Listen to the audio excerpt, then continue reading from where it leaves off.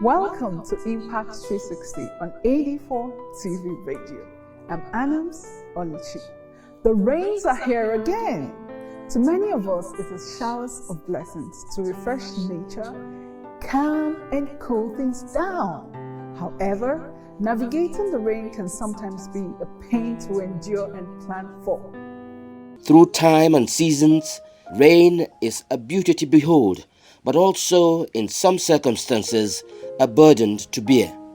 Rain, when it occurs, whether heavy or sparse, in torrents or drizzles, has profound impact on life and living.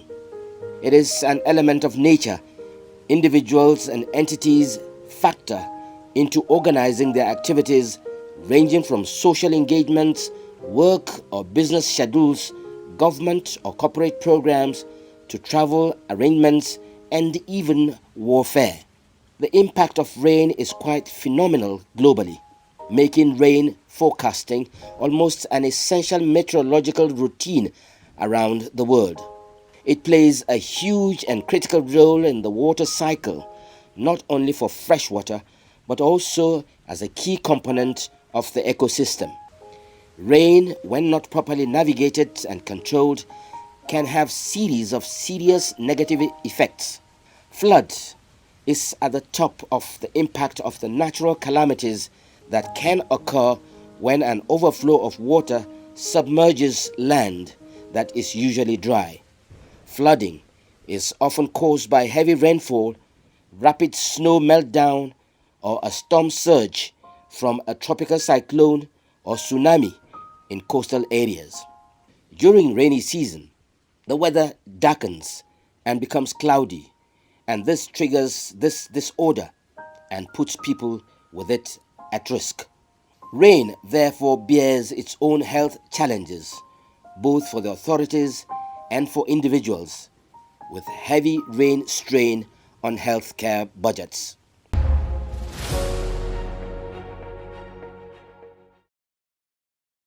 With the rain comes lush green vegetation and fresh water that should be a delight to all. However, it also invokes competition of assault over land use between all kinds of interests, ranging from realtors, urban expansion, land development to agriculture. This clash of interests is fiercest between two categories of farmers in Nigeria. Those who need lush green vegetation as feed for cattle, herders, and those who need same to feed people, crop farmers. Next, Impact 360 X-rays grazing options.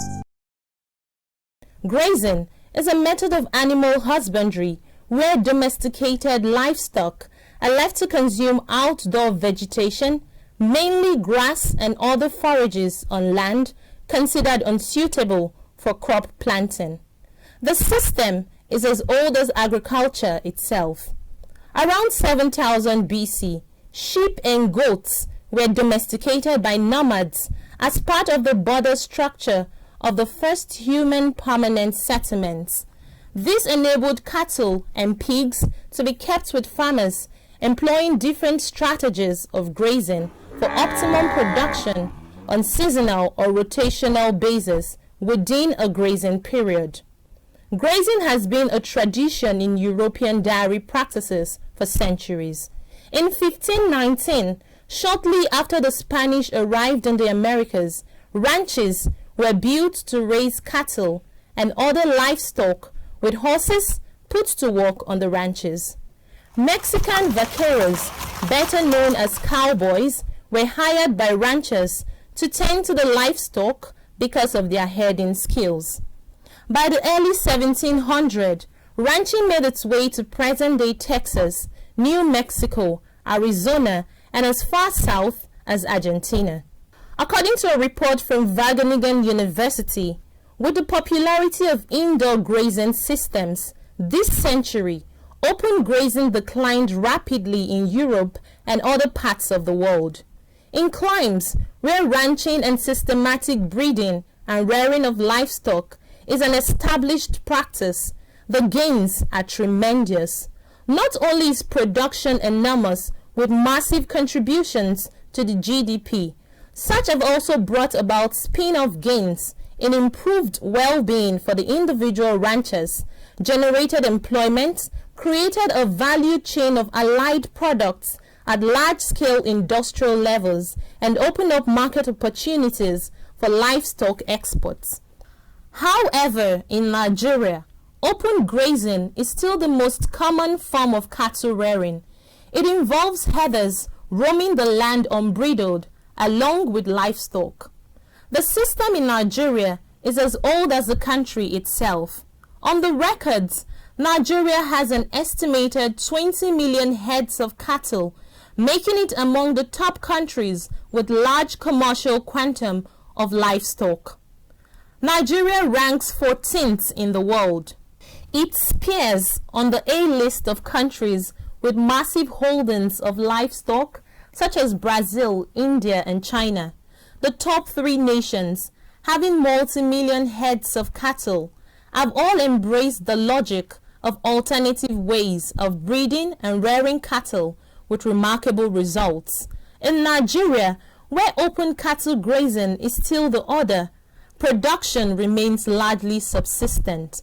Worse still, the country has had to bear the brunt of severe environmental degradation, which affects general agricultural production, human health standards, and triggering security issues in the form of socio-cultural conflicts, mostly farm landowners and nomadic cattle rearers. Besides, open grazing as a method has a mixed bag of ecological effects, both positive and negative.